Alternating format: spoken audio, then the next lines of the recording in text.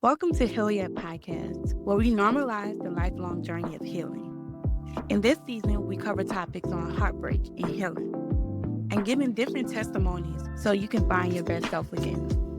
I hope that you enjoy your time here and that you are able to find some things to introduce to your healing journey. Thank you so much for being here and listening.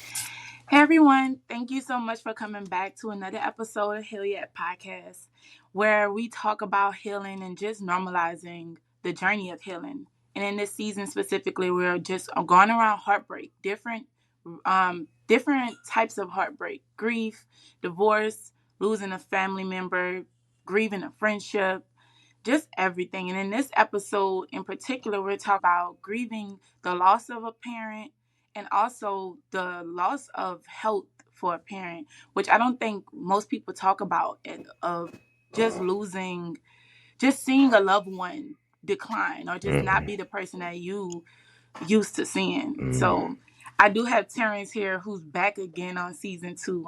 I'm so thankful that you took my invitation again. I couldn't think of nobody else to cover this. You do it probably in your sleep. I see you talk about it a lot on different platforms. And also someone who made me feel comfortable with video. You were the first person that pulled me out of, I was all audio. Like I sit here looking however recording, and I noticed when you get up, get dressed, and really show up, you can hear it in the tone. So thank you for that. And Absolutely. Proud of you. thank you for coming back again. So go ahead and give my audience, I don't know if people may have not listened to the first season, Yeah. but just let them know a little bit about you, where you come from and what you do and how you get where you are now. Yeah. First and foremost, thank you for having me on again. I appreciate it. Sure. I never take these opportunities for granted. And I love what you're doing here. And thank you for creating a safe Thank you. space. So, yeah, I'm Terrence. I'm AKA T-Till. Born and raised in Queens, New York. Just relocated about a year and a half ago to Las Vegas. Yeah. That's Enjoying, it. enjoying the transition and all the ups and the downs that it brings, right? Have a podcast of my own called Conversations of the Heart with T Till. But yeah, very passionate about mental health. I'm an advocate, grief advocate and things like that. And just really love talking about these kinds of conversations and topics, and whoever that it can help and bless, man, that's what it's about. Yeah. Well, thank you so much for that. And also, like I said, being here again to discuss such a heavy topic with me hmm about losing a parent. hmm Like I felt like this episode was necessary for heartbreak and grief as well, because I Yeah. have, first of all, a friend that's like my sister that lost a parent, and she is, I guess, for someone who's trying to show up for that person, me, I don't know how, I wouldn't say I don't know how to be there, but I hmm think a lot of us could honestly say, how can I show up for that person? What is it that she's experiencing, especially if you've never experienced something like that? hmm Um, so I'm hoping that in this episode we can kind of go learn about your journey through it. What did you feel like, you know, what was that time like for you? What healing looked like for you? And also advice you could give to first someone that's experiencing it and hmm someone that's trying to be a support to somebody who is experiencing such a loss. Yeah. Okay. So can you share some of your, share your journey of grief Mm. with your parents? Yeah. What So was that time like for you? so interestingly enough, it wasn't until last year when you know someone told me, right, that I've been grieving and I've had a broken heart for over Mhm. 30 years. Now, mind you, Mm. I'm not 40 yet. I will be in about a month, but I am not Mm. 40 yet. So when somebody tells you that you've been grieving for over 30 years, for me, it just kind of blew my mind because I didn't really think about it, right? In that way. But then also when you go to therapy and you start doing timelines, and that was something that my therapist went through with me was, let's look at timelines, Terrence, right? And when did you start seeing, right, your parents start to go through things? And I was like, well, I was 4 years old. I remember being in my mom's lap uh, in the hospital, and she had cancer, breast cancer. Mm. Um, right, I remember that, right, and growing up, and then when I was in high school, right, or just graduated high school, find out that my dad had lung cancer, and had to have one lung removed, and um, was given a 50-50 shot of making it through, and thankfully Wow. he did, right. But a few years after that, he was diagnosed with leukemia. Um, so all throughout those periods, right, I was teenager, young kid, teenager, then young Yeah. adult, and seeing those treatments and the toll that it took, um, seeing the toll that it took on my mom emotionally, right? My parents have been married a very long time, and seeing those things, right, being in the hospitals, used to being in the hospitals, just seeing your parents and just seeing those Hmm. images and things, Yeah. um, right, all through teenage 20s. When I was 28, my mom had a brain aneurysm. Didn't know if she was going to make it. Having those vivid images in my brain of rods in her head, and then when she made it through, then having the teacher help her teach her how to walk and talk and eat, and all Yeah. those things, That's. feeding her, and right, and all the while my dad was in chemo for leukemia too, right. Right, to fast forward 3 years after, 2 years after that, my grandmother dies. 3 years after, well, a year after that, uh my dad died. He um he got diagnosed with colon cancer. All right. So we're Oh talking God. a lot of things. And then going from that to now, once my dad died, my parents were married 43 years. And, seeing what that did to my mom was trauma in and of itself. And she had her own health things, and that was going on too. And seeing her go through grief, uh, experiencing that firsthand was interesting and tough, Yeah. right? And fast forward, uh, was it in late 2022? My mom had a couple of strokes, and since then, half of her body has been paralyzed, and she's doesn't have any use of the left side of her body, and very different. Life has been very different. So you know, when you talk about timelines, and once Yeah. it was put in that perspective, and you start to see things and break it down, um, it is. I understood what they meant by saying I was brokenhearted for a very long time. And yeah, that's kind of been the journey, in terms of timeline. And that's kind of why I wanted to break it down with you that way in timelines, because Yeah. that's kind of how we broke it down in our session of look at the timelines from then until now. In each stage of your life, all you've seen is, um, pain, Loss. sickness, Yeah. uh, you know, loss. Love. You've seen your superheroes at their weakest all the time, but then you've also been witness to their strength as well, um, in a lot of ways, right? So it shifts your perspective and views of even relationships, of life, and everything else. Mm. I'm sorry you experienced that. Like you said, it has been a lot of loss. A lot. It doesn't even seem like you had periods of time where you were even able to catch a break to try to work through your grief before something else came in and made you got you off track. It didn't to me from hearing your timeline, it didn't even seem like you had time to heal Hmm. and show up. But it looks like you were still showing up for your family, for your mom, for your dad in that time.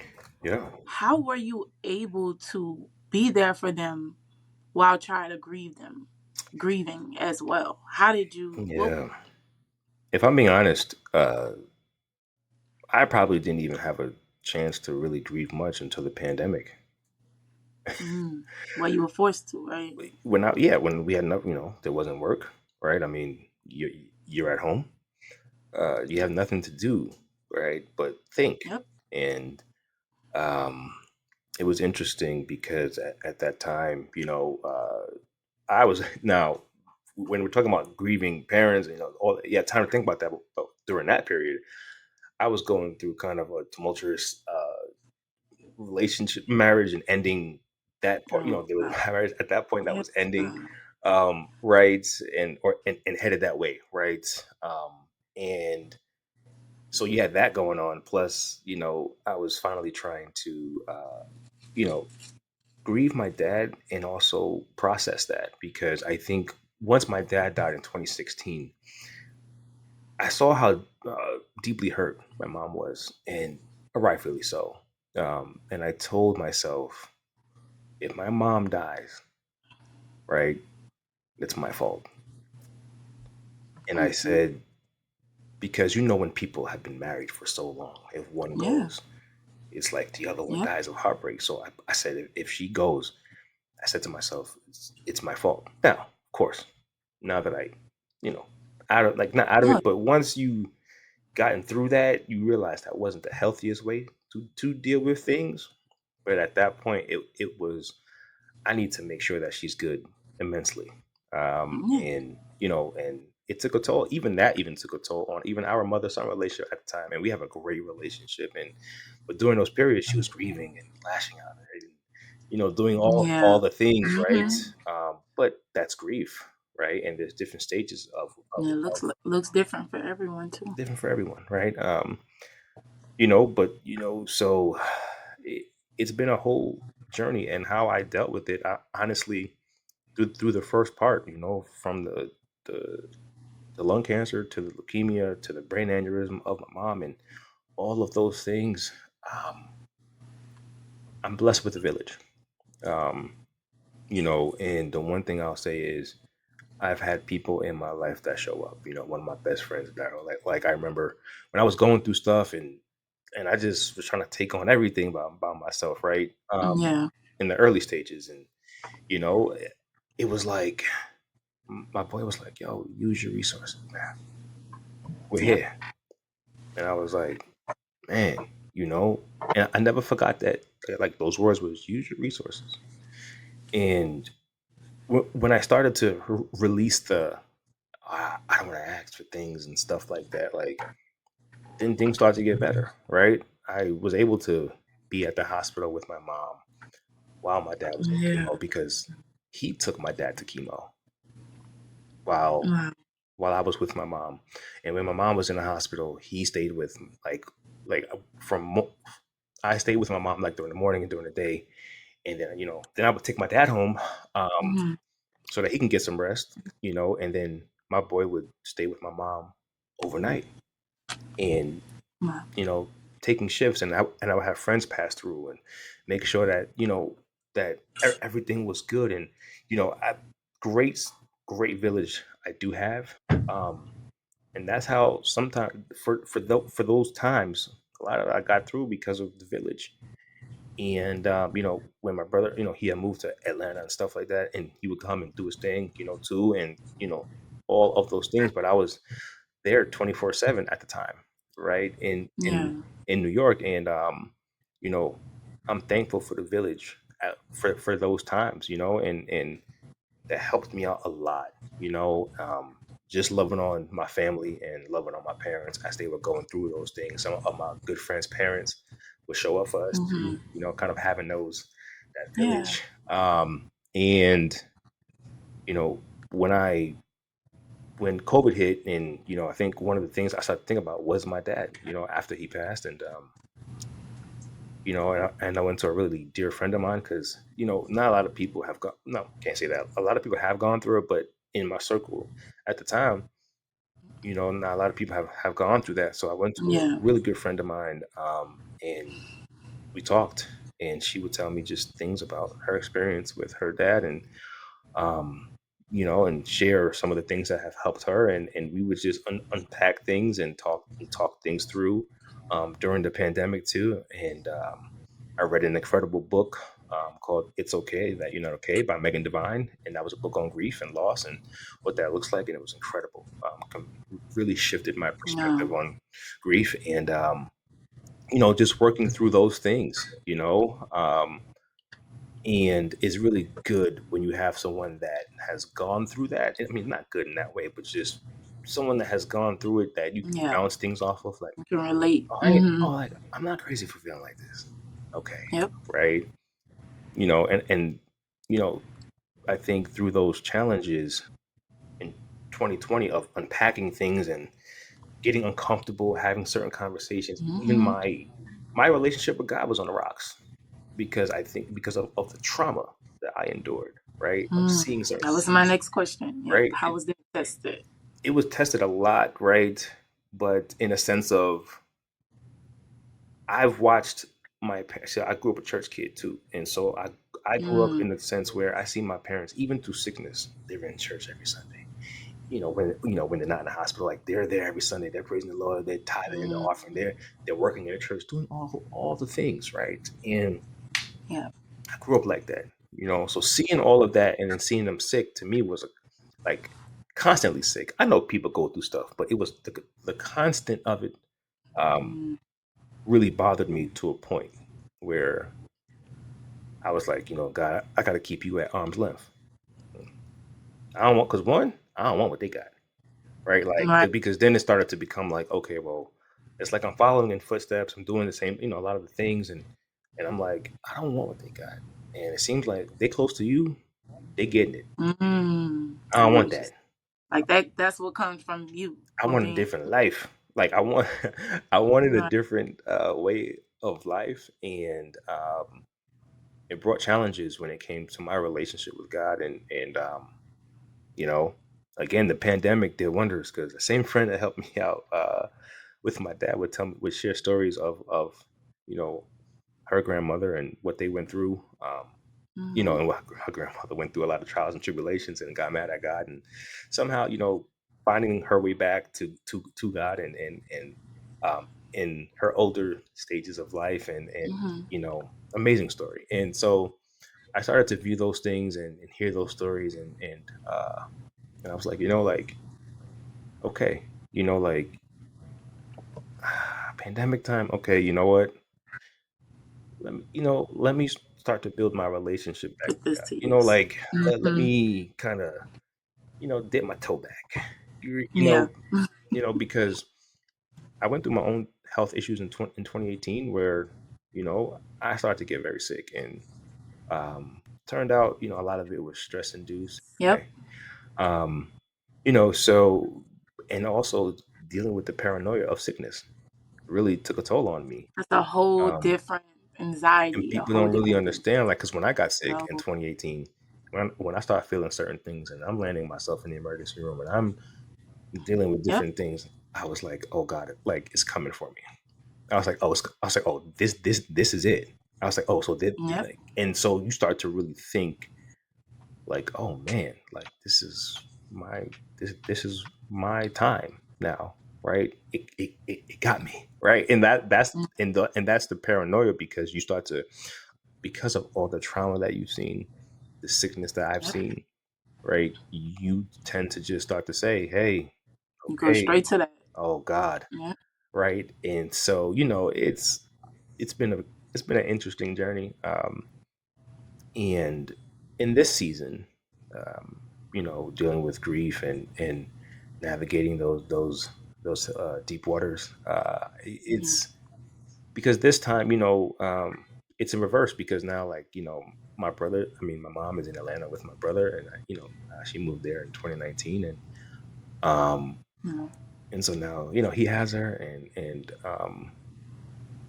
it's kind of flip, like, where before Mm-hmm. I was on the ground, and he was in Atlanta, now he's in Atlanta, and I'm in Vegas, and you know and that's the ebbs and flows of life, and he's doing it, and I'm there, of course, like, like when I can come in, and I come in, like when I can, and stuff like that, and help out, and to be there, and I talk to her, but um it's good to have, good family to, be Yeah. there in different times, because the ebbs and flows of life is different. In one season it's you, next season it's them. um Him and his wife is doing, they do an amazing job, and very much so appreciative of all of that, and you know but the funny thing is, each stage of grief is different, right? When Mm-hmm. my mom had an aneurysm in 2013, is different than how she had 2 strokes in 2022 and how I view that. And it's very Yeah. different this time because she recovered very well from the brain aneurysm, all things considered. She recovered, and it was traumatic to see, but she recovered. This is very different because of the cognitive ailments that you see and um, just the strokes, right? And how that affects her Yeah. body, and now her being pretty much immobile. And the different part of this journey with grief is as kids, and when I mean kids, it's not like you're adults, but I mean as Yeah. you have parents, and they view you as kids, and when I went through something, probably hard part of my transition coming to Vegas, and some things transpired, and the first person I remember when this thing transpired was I picked up the phone. I remember because I was in the airport and I was really going through some stuff. And I was like, man, I picked up the phone. And the first person I wanted to call was my mother. Mm. And when I realized I couldn't, I think that is when I think the grief intensified. I feel like 1,000. And at that point, because you realized, okay, I don't have my dad. Right. I can't call my mother where I normally would. And sometimes is there something about a mother's love, y'all? Like it's Hmm. you can just especially it's of course for a, a daughter too, but for a son, a mother and a son, like it's like I can call her. I know, like there's no judgment. There's No. no anything. It's hey, we'll talk and we'll talk it through, right? Even if, of course, they can't help, but even if it's just a talk, It's just the even if conversation. mama Yep. said, listen, I'm gonna pray for you. See, I know then, right now, something gonna happen, right? Because I feel like, your mother's prayers get heard way before you. See, it's like at Yep. the VIP line, right? Um, and so when you realize you don't have that, Yeah. it hit me and I broke. I think that part was, again, because different parts of your life you break and breaking points and Yeah. different times. And at that point, I felt just something just snapped, and I broke. And I was like, I can't, like, I don't know, I don't know what to do, right? Like, and but I think the beautiful thing is, I knew at that point, hey, you need to get back into therapy, right? Yeah. Get back into it, and go, because at this point, the one thing I do know, and the one thing I always tell myself is I'm very aware. That's good. And that's the one thing that my therapist said. Like That is good. when we first had our conversation, she said, "Man, you're one of the most aware men I know." She's like, "I don't got to pull nothing out of you. Like you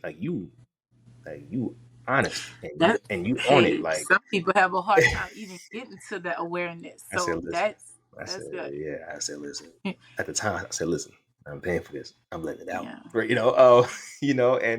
And so and I think that was the thing at the time was just I need because the one thing I didn't want to do is, Hmm. I didn't want to bleed all over my relationship either, right? Because I was in a healthy relationship, right? And the one thing for me was, I didn't want to be a person who just dumps everything on their partner or on their person, and Yeah.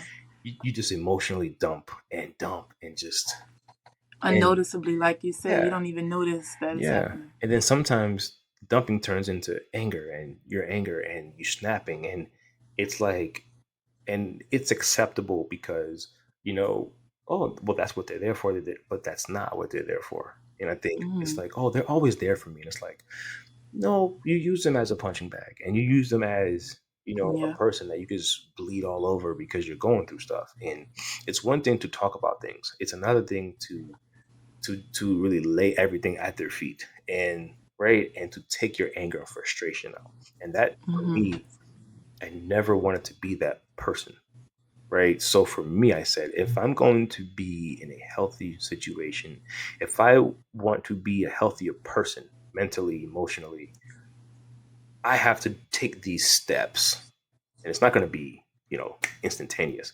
but it's going to Mhm. be like, okay, I want to be able to go to her and say, hey, okay, this is what I'm feeling. This is what I'm going through. Just letting you know, right? This is, I want to be able to do that versus, no, no, no, no, no, no, no, right? Like, Exactly. and just, because it's like, who wants to go home? It's like, oh, right, okay, cool, right? Because you Mhm. don't know what kind of mood or Yep. craziness that I'm going to You be don't in. want to create that within your relationship. Right. Mm-mm. And I think it's very common, right? I think to emotionally dump and to just say, oh, well, I'm going through stuff and they understand. But it's like for me, it's my responsibility to make sure that, hey, as much as possible, I am going to communicate my feelings or what I'm feeling in a healthy way, Mhm. right? If you're going to see emotion out of me, it's not going to be towards you. It's not going to be like you're not catching the brunt of this stuff. Right. It's I am feeling angry, but I'm not lashing out at you. I'm just telling you I'm feeling angry about this, or I'm feeling frustrated about this, or I'm feeling sad about this. I'm going through this, right? And I can explain it to you in a much healthier way. And that's something that was very important to me. And then for just me, just getting better with certain things and being honest and holding myself accountable and saying, yes, I'm grieving this, but I got to figure out, I have to figure it out per se and just say, hey, okay, so how could I navigate these waters in a healthier way? Mhm. And what tools do I need to do so? And I knew that about myself because I knew once that break happened, I knew, okay, hey, yeah, it's like this isn't something that you can go on by Anyways. yourself, right? And um that's why praying more and praying more and in therapy and um and keep pushing and yes, having a supportive partner helps, of course, Yeah. right?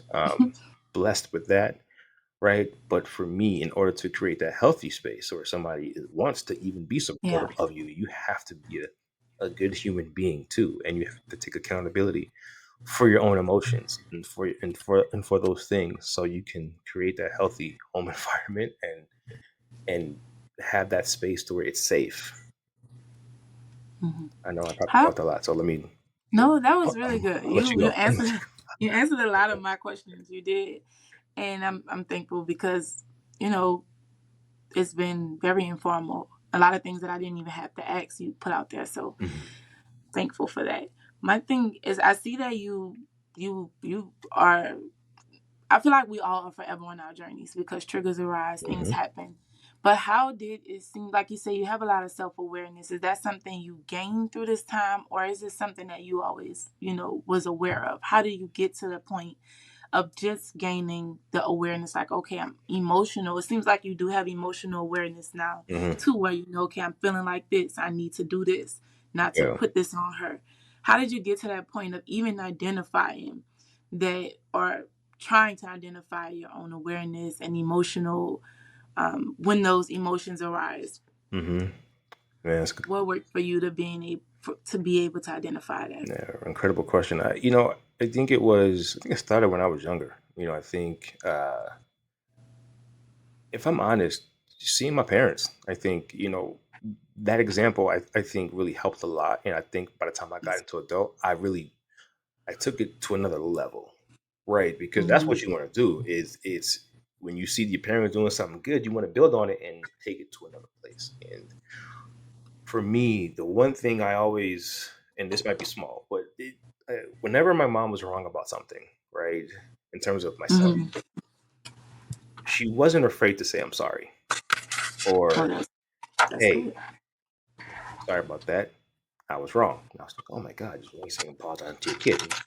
But but what that taught me was if a grown person can apologize to their kid, then I can, for me growing up, if I'm ever wrong about something, right, as a kid, I have to say I'm sorry, right? I have to be Okay. aware that, hey, I was wrong, right? Because if my own mother is accountable and can apologize to me when she don't have to, she grown, she could pretty much say it is what it is, right? Right. Stay in the Like child's some G. place, stay in the child's Mm-hmm. place now, right? But it wasn't like that. Right. It was, you know what, Terrence?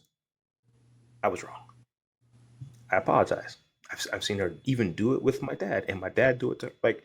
So I've seen them both do Mhm. it with each other, um, and I think that awareness for me was like, oh, they're pretty aware of, and there's no pride in saying I'm sorry, Amen. right? So as Mhm. I grew up, I think just trying to be aware of my own self.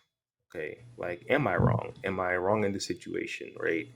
Um, and I think as you get older, sometimes your arrogance kind of kicks in a little bit. Your pride kind of kicks in, right, with certain things, and so it makes it harder to apologize. It makes it harder, Yeah.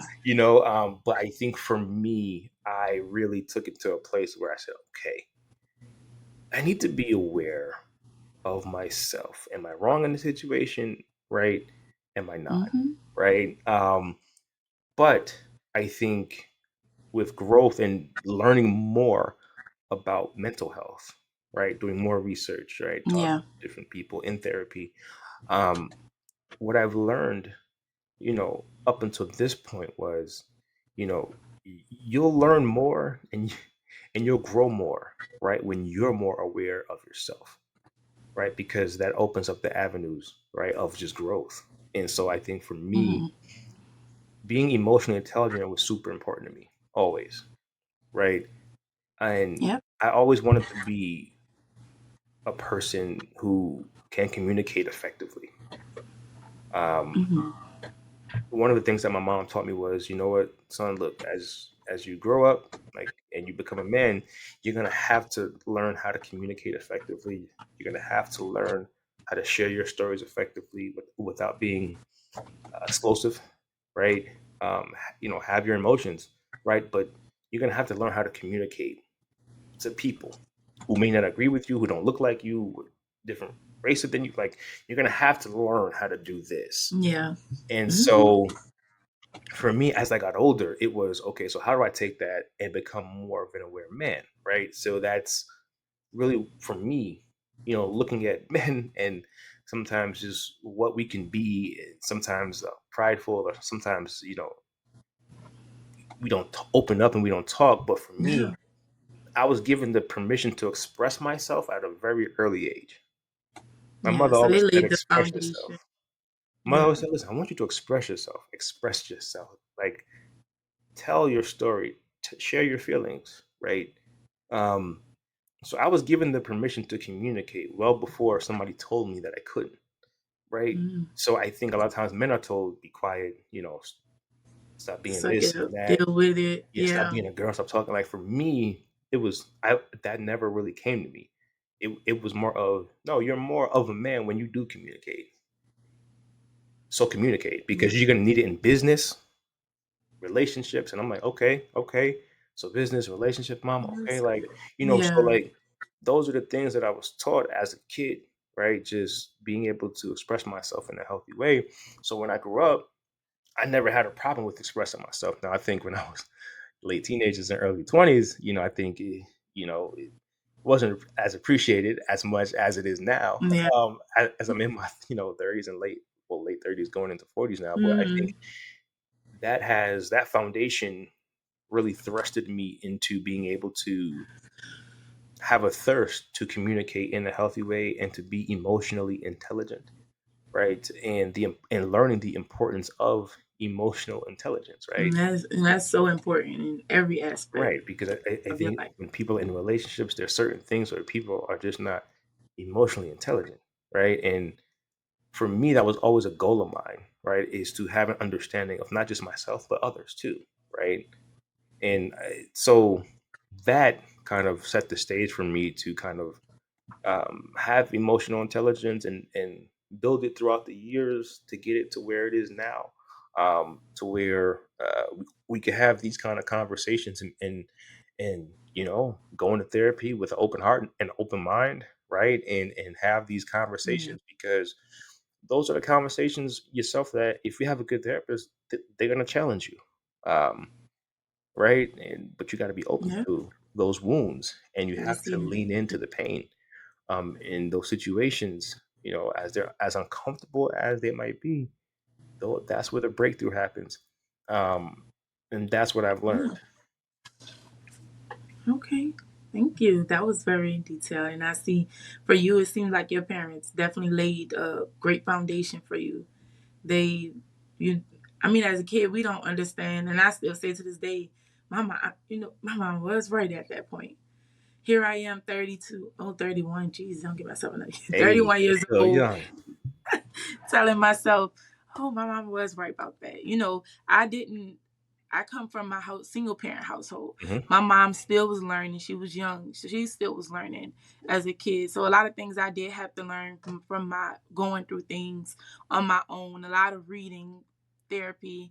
And I think that's what led me to becoming a social worker, is trying to learn more about this and figure out why people do and think the way that they do, and also how can I help in these areas so I can give that to my children. And what I can say the same is that Hmm. allowing them to be open about how they feel, and I let them tell me no about certain things. Do you want to go by this person?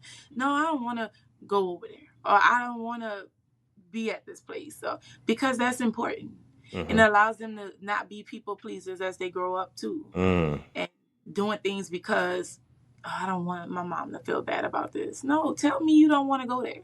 Now we might still have to go, Yeah. but I like that. I like that you're able to tell me why you don't want to Right. go, and Right. I want to stay home and play the game. Even those little things, those kids pay attention to and appreciate. And as you can see, you grow Yeah. up and you're able to use those tools in adult life, in business, in Hmm. your relationships, in Hmm. school. Hmm. So that emotional intelligence is important, and also self-awareness. That's the only way I think that your healing journey actually kicks off, is when you're Hmm. able to have accountability, see, understand how you feel, or maybe want to understand how you feel, have Yeah. that, want to have that capacity to learn and grow. So Hmm. thank you Yeah. for sharing that. Hmm. So a question for me is what, a question that I got from other people is, people want to know, that's dealing with the grief fresh from losing a parent. How do you deal? Like you mentioned something about that phone call. Some people receive phone calls most from their parent every day. Hmm. How do you navigate? How did you in that time navigate not having that line, not receiving those calls, not having that line of communication anymore? Holidays come, just those triggers that that's for a fresh person. It's like, dang, this is day one of, I can't call my mom. My Hmm. phone is not going to ring from her, or I can't. Hmm. I'm missing that important part of my life. Yeah, it's very different. My dad versus my mom, because my mom is still alive. So that's a Hmm. different type of grief, is grieving someone who's still alive. Which a lot of people don't prepare you for that, Way worse, right? right? They Right. prepare you, oh, like death and That and I get that, but there's a lack of conversation about how you it grieve someone is. that's still alive, and Like I would even say someone dealing with dementia of a yeah. child, adult child. I see Hmm. that too. They, like you said, I really don't see much about someone who parent is still alive, but Yeah. they will never be the parent that they grew up with. They Yeah. are discovering a whole different version of this person. If I'm being Let's honest, talk about it. um, I think it I'm still dealing with that. Mm-hmm. I'm a listen. I'm gonna always be honest with you. That's a struggle for me. Yeah. To this day, I think just me and my mom had. I mean, we were like, man, we'd have conversations, 2 hours, 3 hours, man. We just be on the phone, talk about life, and that's kind of the kind of relationship that we had. And so to not be able to have that conversation, I think is still a struggle. I think sometimes um, I'm luckily enough, blessed enough to really still be able to talk to her. Obviously, like if I'm not there Mm-hmm. in Atlanta, whenever my brother goes to there, like he'll call me and we'll talk and we'll have those conversations. But then even then, it's not the same kind of conversations that we used to have. And I think there's an Yeah. active process with grieving that and navigating those waters, right? And it's tough because, like I said before, like my relationship with God was tested. And what I see now is in each situation I was in, God was there, right? When I was younger, going through this in my teenage years, I had my village. When I Yeah. thought God wasn't there, God always sent a person. He always sent a friend. He always sent And somebody, we don't notice right? that that is God. Not And that. right, Mm-hmm. where the first part of my journey was like the village was there, my friends were there, right? People were there helping out, right? That's God sent, like, in this stage of my life, right? I have a supportive partner through this. That was God sent, right? Mm-hmm. In avenues where you don't really think about it, right? It's, oh, like, because where would I be if this wasn't in place, Mm. Yep. right? And so, I think about that a lot in how I deal with, just the loss of not being able to communicate with my dad. I mean, that part I struggle with a lot, you know. Therapy helped. Um, really doing things sometimes, I think, in reverence of him helps, right? Sometimes I think like his favorite Yeah. candy was a Reese's Pieces. So sometimes, look, Reese's Pieces wasn't my thing growing up. I had different things. Yeah. But now as an adult, I might stop in the store and say, I'm gonna have Reese's Pieces today. You know, um, or I'll see, just how friendly he was to neighbors and people. He always spoke. He always said hello, right? I Mm-hmm. carry that essence with me too, right? It's it's things that I try to do each and every day. Um, that I think that would I hope make him proud. Yeah. There's and it's still a struggle because there are things for me that that's triggering, right? I remember after my dad passed, my boy had a baby shower and stuff, and I went and I would see him, my boy and his father, interacting and Yeah. sharing those moments, and I was like, can't have that, right? Yeah. You know, um, when I got married to my ex-wife, my dad wasn't there. All right, Yeah. that was a tough one. Um, like you think about those things, right? Like you see all of those things, triggers, and so for me, if anybody's really going through stuff like that, to me, it's like I try to do things to honor the person, and not just on holidays or Father's Day or things like that, but just I In try your to daily life. in my daily life, right? And And that was my next I think question. that is the point, um, that I think for me helps me out a lot, right? Because it keeps that me going getting the Reese's Pieces. It's not my favorite, but it does it feels something like I feel something when that Yeah. happens. It's like, man, yeah, or just when I do something that I think that reminds me of my dad, I'm like, yeah, like that's something I think that he would do, right?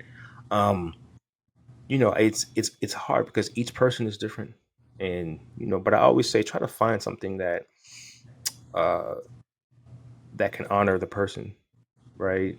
In a positive way. I remember, uh I think it was on our first. So I remember this is a separate story, but it kind of ties in. So Mm-hmm. I think one of my first dates with my girlfriend, it was around my birthday, Mm-hmm. and unfortunately, around my birthday was I think the anniversary of her father passing, whatever the case is, um, and so one of the things that we did was I know she told me some of the things that her father liked to do, stuff like that, and so I took her on a whole activity, thing that mirrored what they would do, is in terms of like, could have been pool or shoot pool, right? And or, went to have favorite desserts, right? They went to a certain particular place, right? So like certain places that I knew would honor that relationship, we did, right?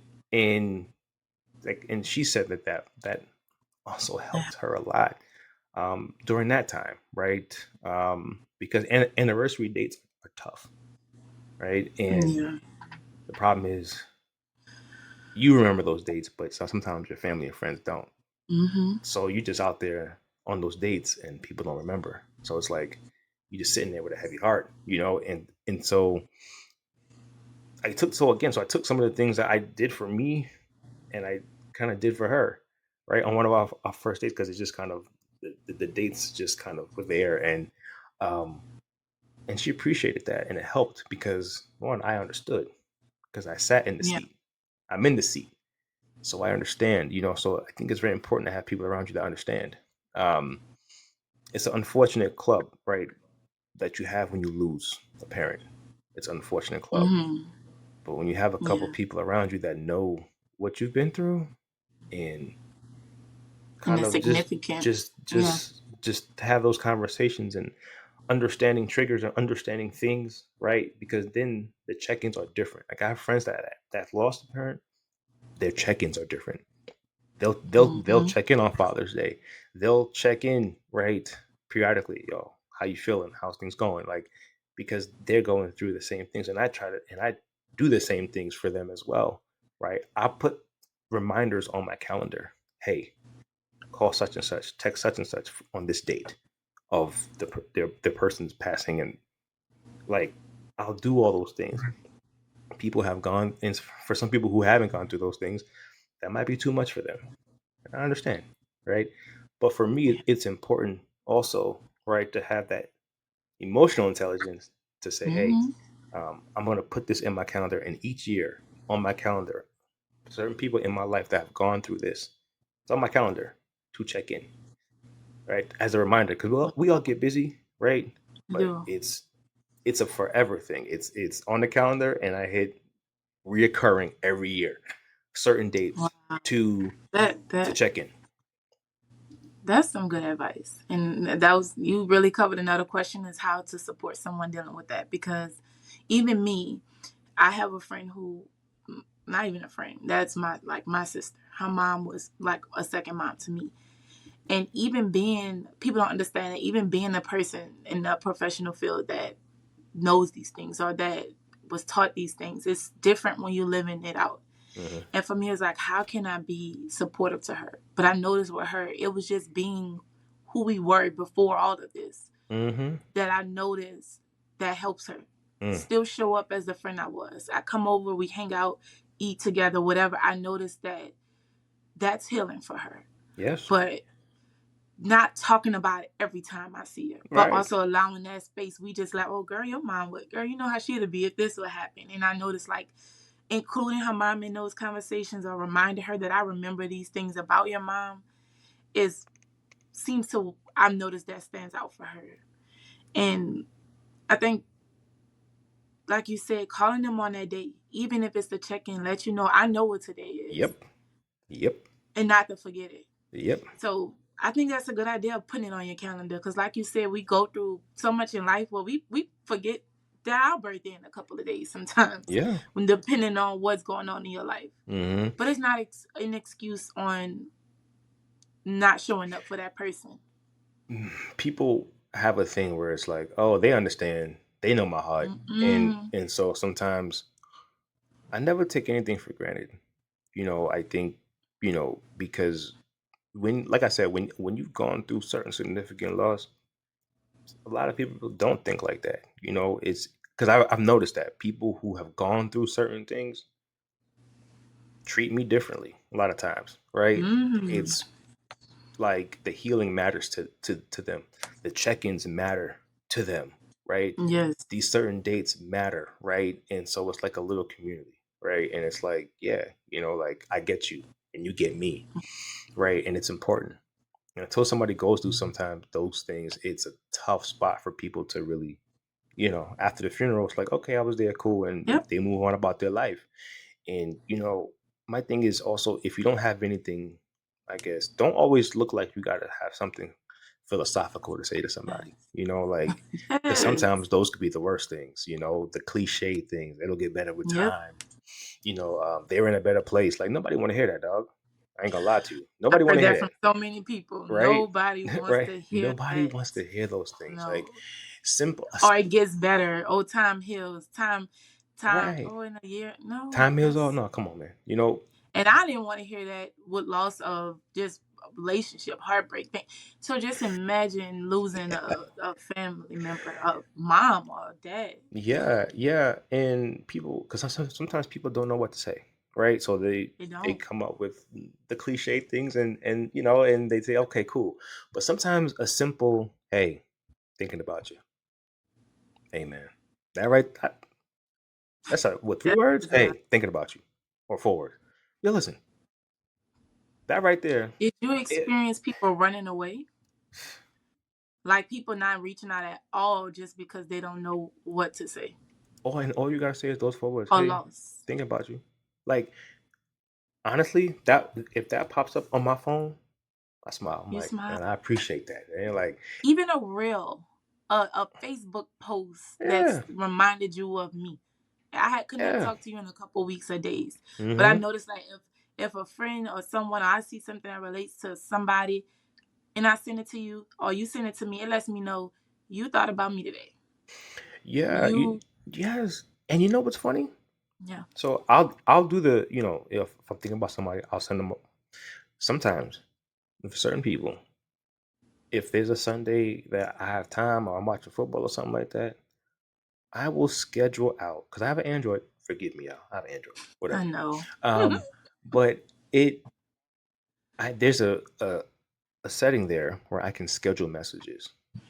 So I will schedule out messages to certain people during the week uh, because I know my week is going to get busy, right?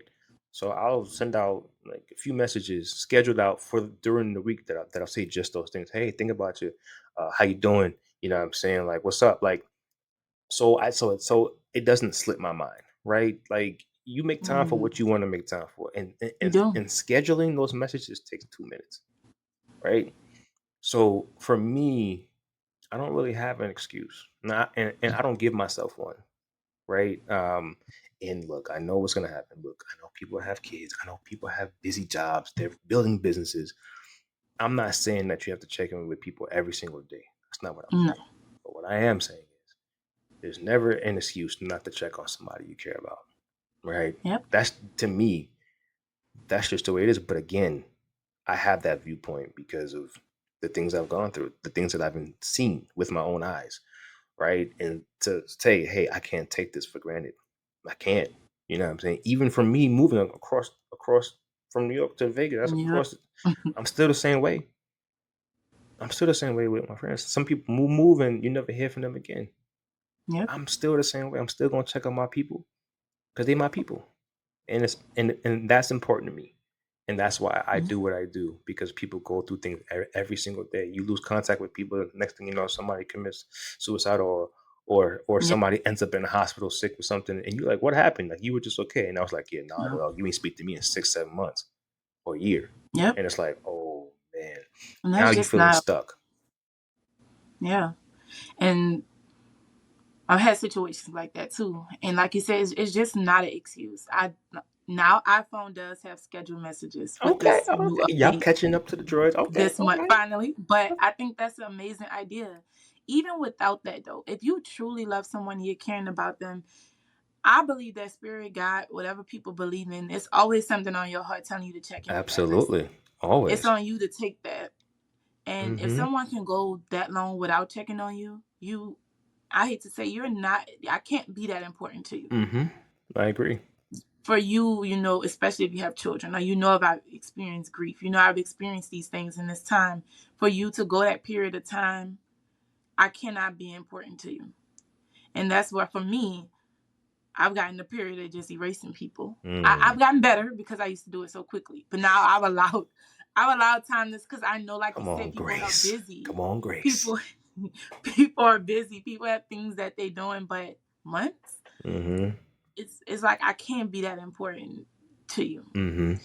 And checking in with the people is important. And I'm gonna take that idea with the scheduled messages because I always tell myself I'm gonna text them this day. I'm gonna do this day. That day comes, and You now you get got busy. 10 other things on your plate. Mm-hmm. So that's a great idea for just checking in with your people. Yeah, and sometimes you might forget you even sent it because then sometimes you get replies You and, get a and you're response. like, "That's right, yes," and so as we're getting older, things, more responsibility you get, right? It is what it is, but that's why I say, your people are your people. I have friends with kids Hmm. that still connect with me and still make time, and right, and Yep. not every single even week. It could be every couple weeks, whatever the case is. There's still always something, and Yeah. I'll even use the voice note feature because sometimes you want to hear somebody's voice. Yo, what's up? Think about you. Peace. Send it. Schedule. Done. Like whatever it is, it is. But life is short. We don't know what's going to happen from day to day, Yeah. right? And so it's super Man. important. um like, you never want to leave the earth, right? Or have a friend leave the earth, or somebody that you love, that you claim you love, leave the earth, and you like, man, I wish I would have just Yep. called them. I wish I would have sent them one more text, man. Like, we were so close. And it's like, were you? I don't know, right? But grief is hard, right? It is hard, but you Yeah. also have to do work. um and that's just the reality of it for me. Grief is not easy to look in the face every single day. Like, it's not easy talking about. It's not easy, right? But therapy helps. Therapy is not easy either. If you have the right therapist, therapy is not Mm-mm. easy. It's gonna It'll have challenge you you. like, man, this lady. It's gonna be like, yo, listen, man, I gotta get up out of here. Like, I don't want. Yeah. What? I ain't I'm coming not back to this coming next session, today. Right. right? But it's Mm-hmm. challenging, right? But so is working out. Working out causes what? Yeah. Soreness, pain, and Everything. that's the same thing. Every part of growth. That's the same thing in mental health. It's a lot of growth, right? It's a lot of pain, growing pains and stuff like that. But it's worth it, right? Yep. Sometimes avoidance, leads to destruction, right? When you Hmm. avoid things, it's still there. You avoid the problem, it's still there, right? But it's gonna come back. It's gonna show back up in some way or another. That trauma's still gonna be Yep. there. So I might as well face it You head can't on run from and unpack it it. Hmm. myself. So that's what I choose to do. Well, thank you so much for this episode. It was very, very informative. Details on what you did, and also just advice on how you honor your parent, how Hmm. you show up for your mother who's still here. But also, what I listened to in this is also that you were able to forgive yourself, Hmm. move on, meaning that you got in a new relationship, you moved away. I know some people have that codependency where they feel like, I can't leave her. I'm wrong for going and start a life, and my mom is going through this. Hmm. Even if you had your brother, which is great, Hmm. some people still feel like I need to be there Hmm. 24/7. I don't deserve Hmm. to have great things in life because she doesn't have it right Hmm. now, or she's not experiencing what they feel or what I feel should be a quality of life. Yeah. So having that strength to be able to say, you know what, I still deserve to carry on my life. I Hmm. need to build these tools to be able to deal with triggers and cope with what's happening in my life and know that this is now my life and I have to find a way to be there for her, but also live Hmm. my life as well. Yeah. And I can tell that's therapy involved. There's therapy, and there's, of course, guilt involved in everything. Guilt. There's Yep. there's guilt involved, and should you be, should you not be? But I've lived a life to where I did stay, right? Mm-hmm. And the thing about it is, the one thing that I also realized is she left New York before I did. She moved to Atlanta before I even thought about moving. I didn't move Mm-hmm. until 2023, right? And so I think for me, it was, if anything taught me to live life, it was that, right? It was like, Like okay, she still like, wanted to. Mm-hmm. I gotta live life, right? And figure out what's next for me, right? And I did, and I think that's something that you learn from and you move forward from, right? And because once you have stayed and once you have done your job and you've done your due diligence with your Yeah. parents, You and you gotta move forward. sometimes you don't feel too bad about saying, "Hey, I'm gonna do something for me," right? But also knowing that they're also in good hands too, right? Mm-hmm. Because I wouldn't do anything if I didn't think that they were in good hands. Nah, that's a different story. Then I gotta go, right? But but they Yeah. are in good. She is in good hands, and the best hands right now, and I'm there too, right? And that's Yeah. that's the beauty of family. Like my brother was at a place before where he did what was best for him, and he should. Yeah. He should have, right? And then I'm in a place then at that point where I'm in. I had to do what's best for me, and both parties, right, didn't aren't mad, right? I wasn't mad that he moved. I understood, right? You got to go, right, Yeah. and branch off and spread your wings and do your thing. And for me, I do the same thing, right? And that's where having good family balance comes from too. You Yeah. know, but of course, there's always that guilt that knocks. Yeah. So it's a journey, and still living it, still going through it, still learning and still growing. Still believing, um, for better, and that's how we roll. Well, thank you so much. I This story was very motivational for me, and I know that my guests and people who've asked me to form these questions to ask you will be very pleased with your response, and how compassionate you are and how close you are to your parents will definitely be something that I know people can relate to. I do want to, in this episode, where you just giving my guests, I'm sorry, my audience, some information about where they can find you. You do a lot of videos on mental health, Hmm. grief, just all the things. And I think that they need to go on YouTube and listen to you, or Instagram, wherever. Let them know where they can find you and what you do. Yeah, yeah. So, YouTube conversations of the heart. They can Mhm. find me there on YouTube and check out. I mean, there's lots of videos, like you said, Yeah. lots of content there. We dive deep. Um, Yeah. and Yeah, on Instagram, conversations of the heart. So, conversations of the heart pod. Also I have another IG page is T underscore till TILL underscore inspires. Facebook conversations of the heart pod.